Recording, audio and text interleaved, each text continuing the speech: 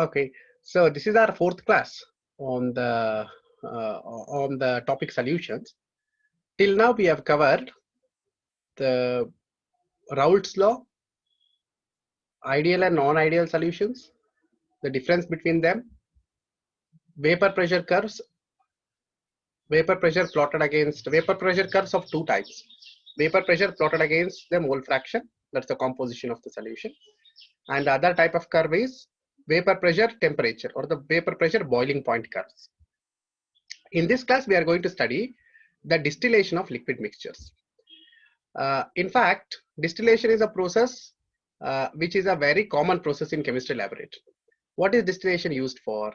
It is used for separation of liquid mixtures. In the sense, if I have given you a mixture of A and B, two liquids, you can separate A and B into pure liquids based on the difference in their boiling points. That is the principle of distillation. But here we are going to look into the distillation process from the viewpoint of vapor pressures. So before that, let us see the highlights of distillation. In fact, distillation is easier said than done because it's a very energy intensive separation process. In fact, when you have large amounts of liquids to be separated, say for example, some half liter, some liters of liquids have to be separated, the only process is distillation. The other separation techniques for separation of large volumes of liquid is not very handy, is not very useful. Distillation is the best technique in that case. When you have very minute, small amounts, maybe in mLs, mgs, chromatography is a very good technique.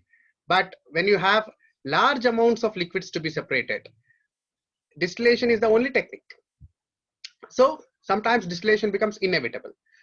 In spite of its usefulness, distillation is a very energy intensive separation process. Why? Because you should be continuously supplying heat for the separation process to happen. And a typical chemical factory or a chemical plant, chemical industry uses a lot of solvents for its production manufacturing processes. In fact, it is estimated that 40% of the energy expenditure of a chemical company goes towards distillation itself. Therefore, I say that it's a very energy expending process. But the effective separation of liquids, there are many factors which control this effective separation. In fact, when you have two liquids to separate, the process is relatively easier. But when you have multiple liquids to be separated from the distillation process, then the efficiency of a separation depends on different factors like height of the column, diameter of the column, the ratio of height is to diameter, these things. But what are columns, height, diameters? These things we are going to see in the coming slides. But before that, a reminder of a vapor pressure boiling point curve. This is of an ideal solution. So what are these two lines represent? The blue line represents the composition of the solution, whereas the pink line represents composition of the vapor. In fact, why the two lines are different? Because if you take a solution of a given composition and boil it, collect the vapors, condense the vapors, and look into the composition of the newly condensed liquid, you find that that newly condensed liquid's composition is not equivalent to the liquid the liquid you used for boiling. That means if the composition of the liquid is C1, the corresponding composition of the vapor would be C2. It is not C1. Why it happens? Because now in this example, I have taken two liquids A and B. B is a more volatile liquid. It has boiling point lesser than A. The vapors are usually richer in the volatile fraction. Therefore, when you condense those vapors and collect the liquid is also richer in B. Now, we can relate this observation to the principle of distillation, to the working principle of distillation. How distillation happens? That means how separation of liquids into pure liquids happen. Now, as I said, the vapor you collected, condensed and liquefied, you found that the liquid is richer in more volatile B. Now you reboil that new liquid. What happens? it also vaporizes. It gives vapor. Collect those vapors, condense them.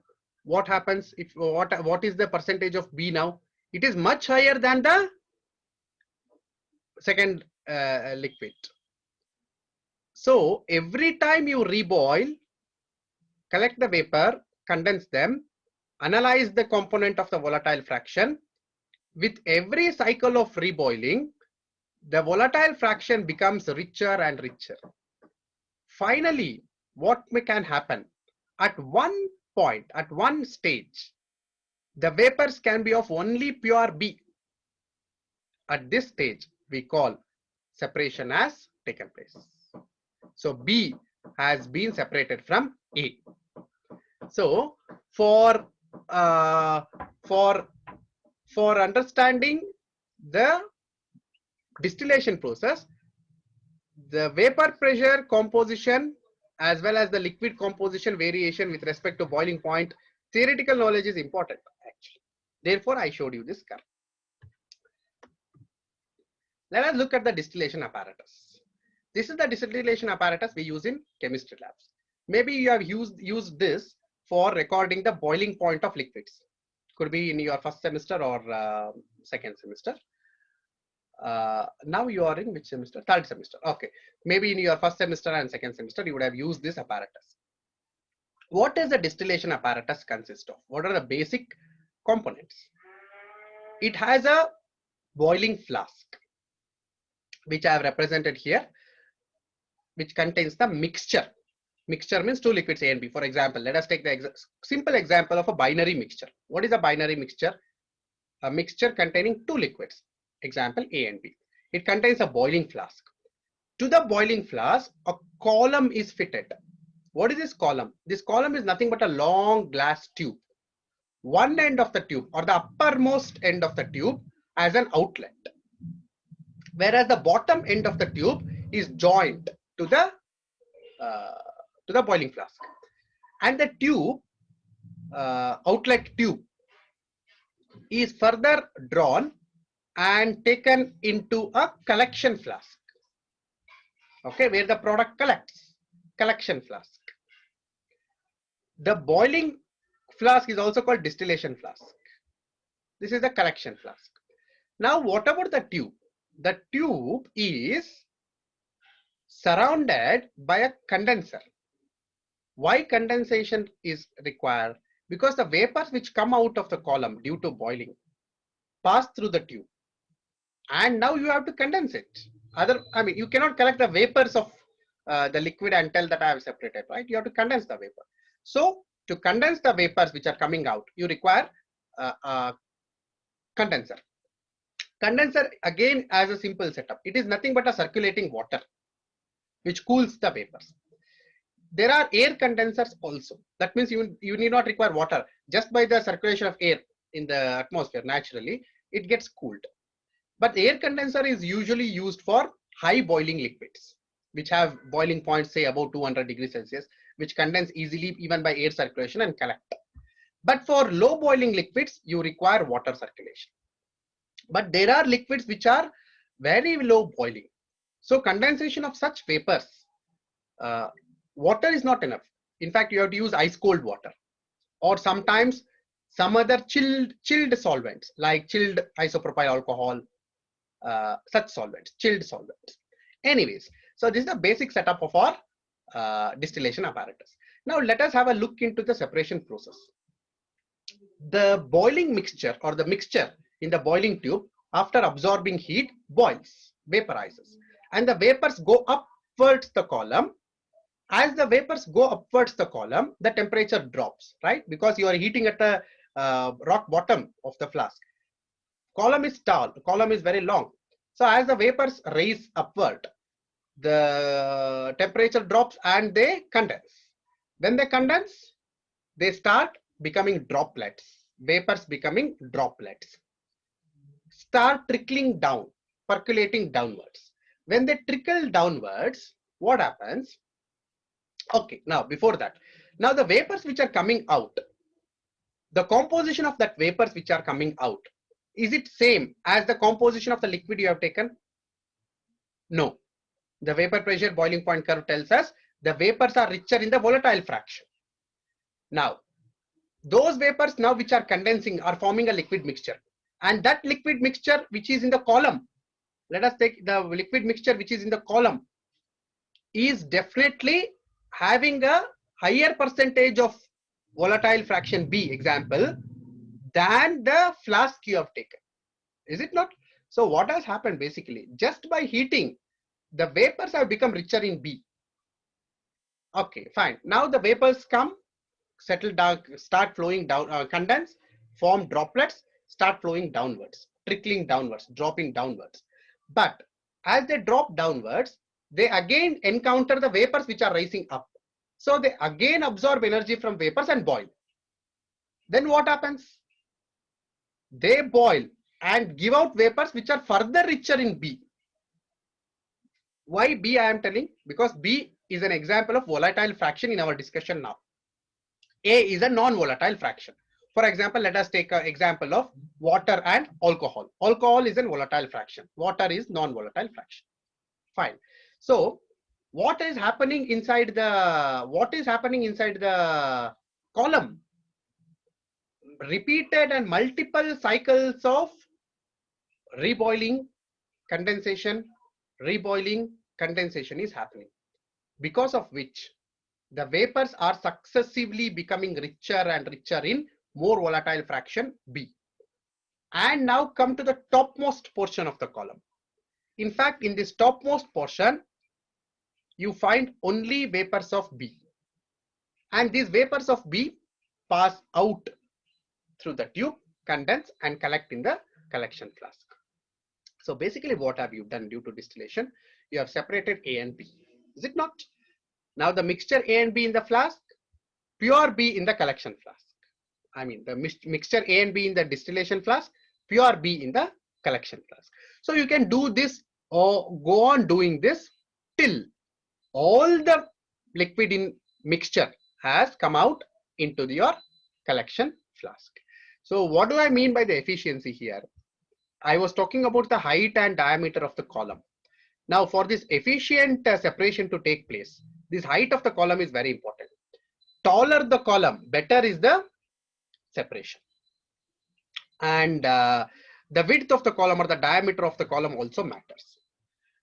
There is one more internal factor, that is the difference in the boiling point of A and B. If the difference is very close, they cannot be separated effectively unless you use some effective measures to control them. So if the boiling point is very close, how do you separate them? You have to use a very tall column. If the boiling point is much different between these two liquids you are separating, then how do you separate them? Even a shorter column can do your job basically. So this is what the principle of distillation is. Now coming to a fractional distillation column. The apparatus we talked of here is a simple distillation apparatus which is used for separating only two liquids. But what is a fractionating column or fractional distillation column? Is nothing but the same distillation apparatus. Of course, it has been redesigned, but anyway, the principle remains the same.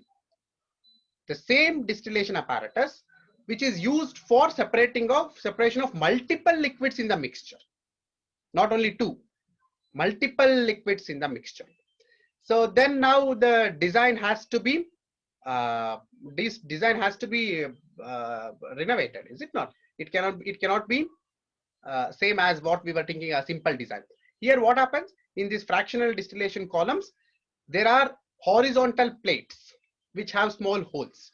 Through these holes the vapors come out and the vapors meet the cap on the holes. When they strike the cap, they condense and the droplets collect in the tray. So the trays which I have shown here, for example, these are the trays, and these are the caps. So as the vapors rise, they condense and then collect in the tray. And there is also an outlet for the tray through which the liquid can come down and get collected in the source, I mean the distillation flask. But the point here is, as this happens for a longer time, the vapors go up and up and up. Through every step they go. So as they go from every step to the next higher step, they would have become richer in volatile fraction. So you go on doing like this for a very long time, as well as for a long column. What happens? You can separate even, for example, 5, 6 liquids based on their boiling points at different portions of the column. So the most volatile liquid collects at the topmost portion. Least volatile liquids is at the bottom. This is what the principle of fractionating column is. Now, a classic example of this principle is, the classic example of application of this technique is the commercial separation of crude oil. So we all know, of course, this is a diagram which shows which is more pictorially better in explaining what we talked of.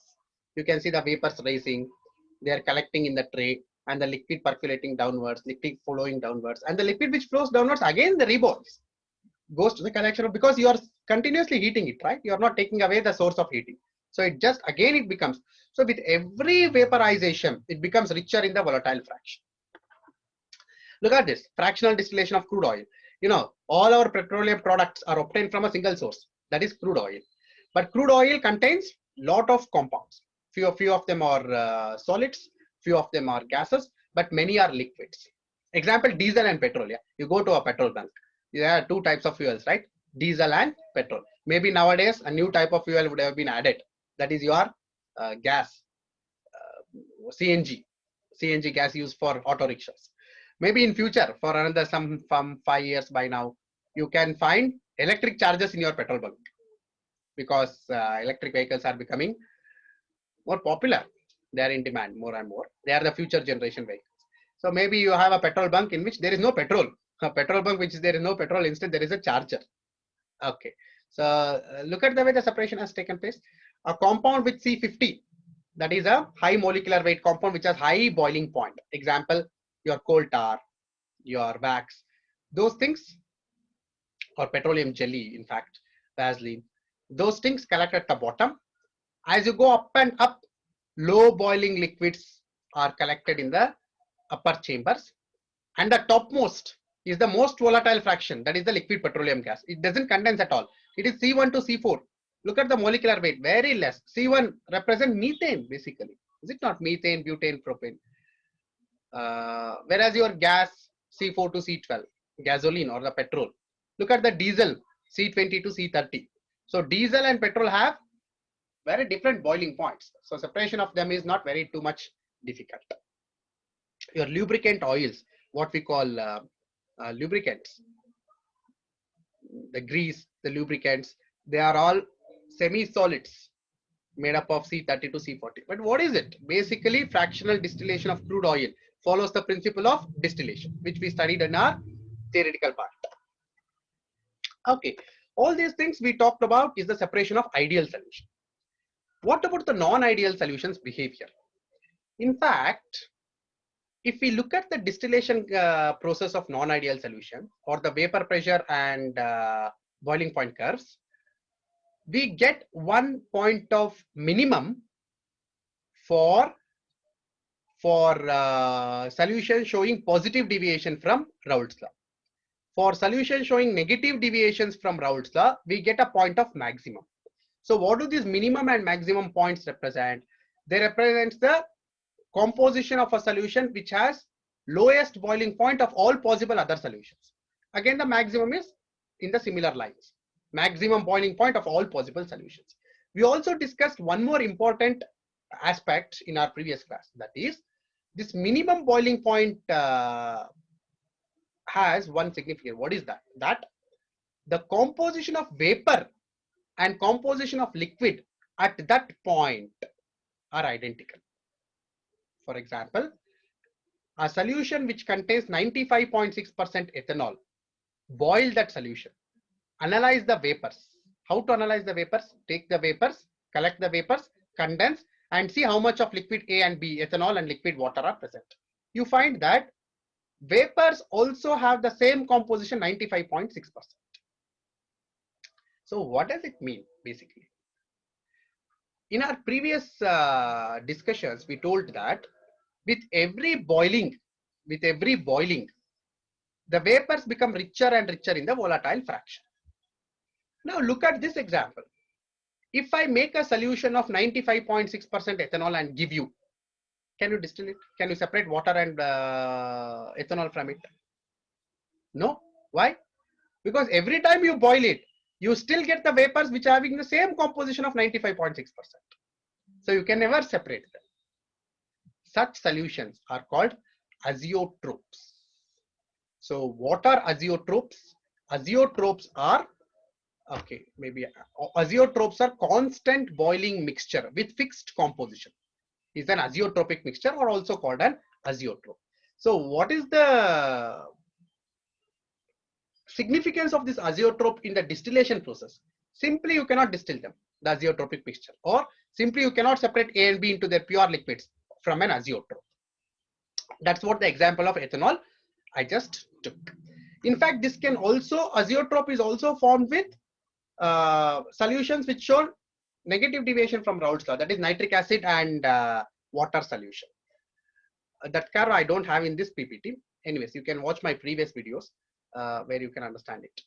Fine. So that is what azeotrope means.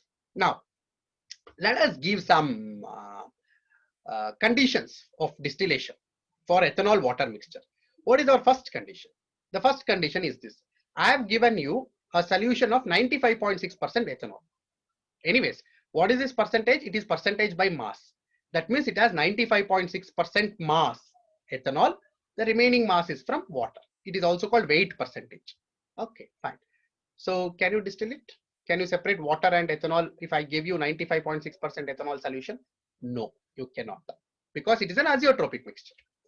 What if I give you a mixture containing less than 95.6% of ethanol? It is not an azeotropic mixture. You should be able to separate A and B, or ethanol and water. So in that case, what happens? The collecting flask will contain, see, this is a solution which is lesser than 95.6%. So a solution which is lesser in 95.6%, if you start boiling, since ethanol is the more volatile fraction, the vapors become richer and richer in ethanol. They become richer to what extent? To the maximum extent of 95.6% ethanol. Above 95.6%, they cannot become richer, because that is the point where solution composition and vapor compositions are becoming identical. So in your collecting flask, the vapors which are coming out contain 95.6% ethanol and remaining water. It will definitely contain remaining water. So in the collecting flask, you get a ethanol solution again. What is that ethanol solution? Is nothing but 95.6% ethanol. For example, you would have taken some 50% ethanol. It's okay. But in the collecting flask, you will get 95.6% ethanol. And in the boiling flask, pure water is left behind. Okay. Now the third condition, which was the first condition, exactly 95.6% ethanol I have given you. And what was our observation? It cannot be distilled. Every time I boil, I still get a solution of 95.6%. Every time I get 95.6% ethanol solution only. Now the second condition, I have given you a solution containing less than 95.6% ethanol. Answer we have given. What is the third condition? I have given you a mixture or a solution containing more than 95.6% ethanol. So in this case, what happens? If I give you more than 95.6% ethanol, in the collecting flask, you get 95.6% ethanol. In the boiling flask, pure ethanol remains. Okay. So in any condition, either in condition 1, 2, or 3, always the collecting flask will contain 95.6% ethanol only. Whereas the distillation flask or the boiling flask, type of liquid left over in the boiling flask may vary. It can be either pure water or it can be pure ethanol. Fine. So now the question is that 95.6% ethanol which I have taken, which I have got in the collection flask, is not still pure. How to purify it? How to purify it? Because as I told you, when I have taken large volumes of liquids, liters, maybe sometimes gallons of liquids, even the gallons of solution, which is 95.6% ethanol, is still of quality which is not desired for applications. You have to purify it further. Maybe you have to take it to 99% purity, or sometimes 100% purity. So how to purify it further? What are the techniques? Distillation is not helpful now. Okay, that is called, this technique is called breaking an azeotrope. Breaking an azeotrope means what? That constant boiling property should be broken, and I should purify ethanol completely. 100% ethanol I should get. In fact, there are two important techniques used for this purpose. One is called drying. So what happens, that 95.6% ethanol you got in the collection flask, the remaining percentage, maybe some 4.4%, that is water. So water's percentage in fact is relatively minute, relatively small, very small compared to ethanol. So there are drying agents. So if you add drying agents, and these drying agents specifically absorb only water, there can be other compounds mixed with water, other liquids mixed with water. They are specific towards their absorption property, absorption affinity. They have only affinity towards water. They absorb only water. So which are such adsorbents? One is molecular sieves. These things you will learn more when you talk about, for example, inorganic chemistry, structures of some minerals. Anyways, molecular sieves are inorganic minerals. They absorb only water. So you have molecular sieves put into that distillate in the collection flask. The water is absorbed, filter it, you get pure ethanol. So that is one way. There are other drying agents like sodium sulfate, anhydrous sodium sulfate, which you can use. But whatever the drying agent you are using should not be reactive towards ethanol. It should not react with ethanol. It should be neutral to ethanol. So the choice of drying agent is also important. There is one more technique. This is more tedious. Use of molecular sieves is easier and straightforward. That is called, you should add the third component to the azeotrope.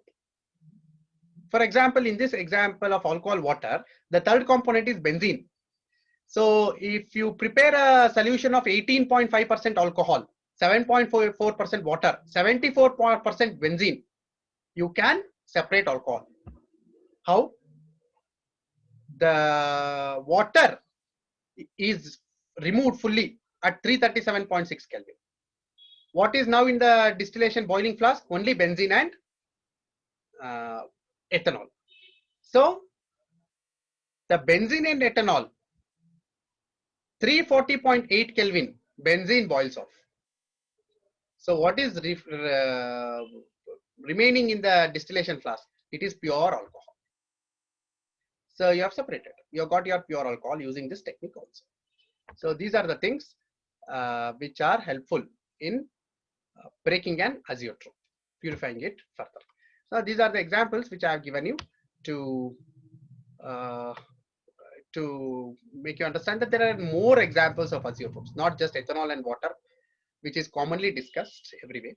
There are water methanol azeotrope, water ethanol azeotrope, and I have also given you the percentage of formation of azeotrope. For example, water ethanol, it is 94%. Actually, accurately, it was 95.6%, but roughly it is 4%. Water isopropanol also forms like this. And then you see that the very commonly used solvents are ethanol, which is contaminated with water always. THF, tetrahydrofuran, it is also contaminated with water always. These are all the combinations in which water is always present. These are aqueous solutions we call. There are also examples of non-aqueous solutions which form azeotrope. For example, dichloromethane, methanol, non-azeotrope. And these are all low boiling liquids. When water is present, the boiling point goes up to 100 degrees Celsius. But in these cases, the boiling point is 40 degrees. Look at the difference in the boiling points. What is the boiling point of pure dichloromethane? 40 degrees Celsius. What is the boiling point of pure methanol? 64.5 degrees Celsius. What is the boiling point of the azeotrope? 37.8 degrees Celsius. Is it not? So almost a drop off about 2 degrees compared to the boiling point of pure dichloromethanol. So in fact, in literature, you can find a lot of examples for azeotrophs. For our common understanding, I mean, for our understanding, I've just taken these examples. For our reference, I have just taken these common examples. So that's it. So this completes our discussion on fully miscible solutions. Like a solution can be formed using two liquids which are fully miscible in each other. Next talk or next lecture, I will start partially miscible liquids. Fine.